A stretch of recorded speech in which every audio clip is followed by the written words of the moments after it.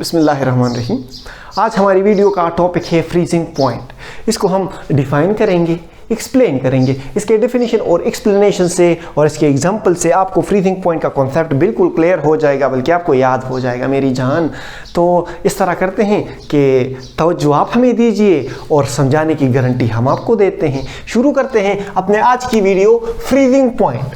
अगर इसकी हम डिफिनीशन करें तो फ्रीजिंग पॉइंट हमारे पास वो टेम्परेचर होता है जिस टेम्परेचर पर लिक्विड और सॉलिड हमारे पास कोएग्जिस्ट करते हैं डायनामिक इक्विलिब्रियम में। देखिए, it is a temperature at which liquid and solid phase coexist in a dynamic equilibrium is called freezing point। freezing point हमारे पास वो टेम्परेचर होता है जिस टेम्परेचर में लिक्विड स्टेट और सॉलिड स्टेट एक दूसरे के साथ एक डायनामिक इक्विलिब्रियम में कोएग्जिस्ट करते हैं। फॉर एग्जांपल, वाटर का फ्रीजिंग पॉइंट है 0 डिग्री सेंटीग्रेड। तो इस 0 डिग्री सेंटीग्रेड पर वाटर लिक्विड में भी रहता है और सॉलिड फेज में भी रहता है।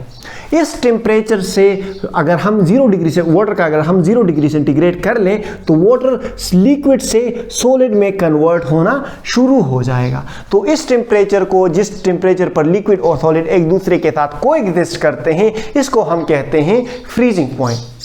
अच्छा, अब इसकी थोड़ी सी एक्सप्लेनेशन करते हैं। देखिए, अगर हम किसी सिस्टम का टेम्परेचर बढ़ाएं, हम किसी लिक्विड के टेम्परेचर बढ़ाएं, तो टेम्परेचर बढ़ने से उस लिक्विड के मॉलिक्यूल्स की काइनेटिक एनर्जी बढ़ेगी। अगर मॉलिक्यूल्स की काइनेटिक एनर्जी बढ़ेगी तो मॉलिक्यूल जल्दी जल्दी से सरफेस पे आएंगे और सरफेस से इवापोरेट होना शुरू हो जाएंगे। तो हमारे पास टेम्परेचर बढ़ाने से मॉलिक्यूल्स की काइनेटिक एनर्जी बढ़ रही है। काइनेटिक एनर्जी बढ़ने से हमारे पास रेट ऑफ इवापोरेशन बढ़ रहा है। अब जब हमारे पास रेट ऑफ इवापोरेशन बढ़ रहा है तो इसका मतलब यह है कि हमारे पास वेपर प्रेशर भी बढ़ रहा है। सही है, ये तो हमने टेम्परेचर इंक्रीज होने वाली बात की। अब अगर हम टेम्परेचर डिक्रीज करें, इसके उलट आए, तो प्रोसेस भी इसका उलट होगा। हम टेम्परेचर डिक्रीज करेंगे, मॉलिक्यूल्स की काइनेटिक एनर्जी डिक्रीज होगी। अगर मॉलिक्यूल्स की काइनेटिक एनर्जी डिक्रीज होगी तो मॉलिक्यूल्स की इवापोरेशन कम होगी। अगर मॉलिक्यूल्स कम इवापोरेट होंगे तो इसका मतलब ये है कि वेपर प्रेशर हमारे पास कम होता जाएगा। जितना हम टेम्परेचर डिक्रीज करते जाएंगे उतना हमारे पास वेपर प्रेशर कम होता जाएगा। अब हम टेम्परेचर को डिक्रीज करते गए, वेपर प्रेशर डिक्रीज होता गया। एक स्टेज ऐसा आ जाएगा कि जिस स्टेज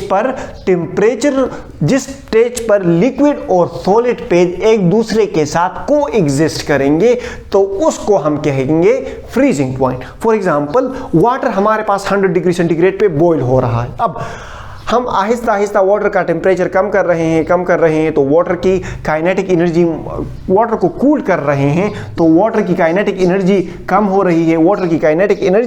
वाटर मॉलिक्यूल्स की काइनेटिक एनर्जी कम हो रही है। तो इसका मतलब यह है कि इनमें रेट ऑफ इवापोरेशन कम हो रहा होगा। अगर जब इनमें रेट ऑफ इवापोरेशन कम होता है तो वेपर प्रेशर इनमें कम होता जाता है। अब हम 100 डिग्री सेंटीग्रेड से टेम्परेचर डिक्रीज करते गए। जैसे ही हम 0 डिग्री सेंटीग्रेड पे आ गए, इस स्टेज पर हमारे पास vapour pressure of liquid vapour pressure of solid के बराबर हो जाता है। तो इसको हम बेसिकली कहते हैं फ्रीजिंग पॉइंट।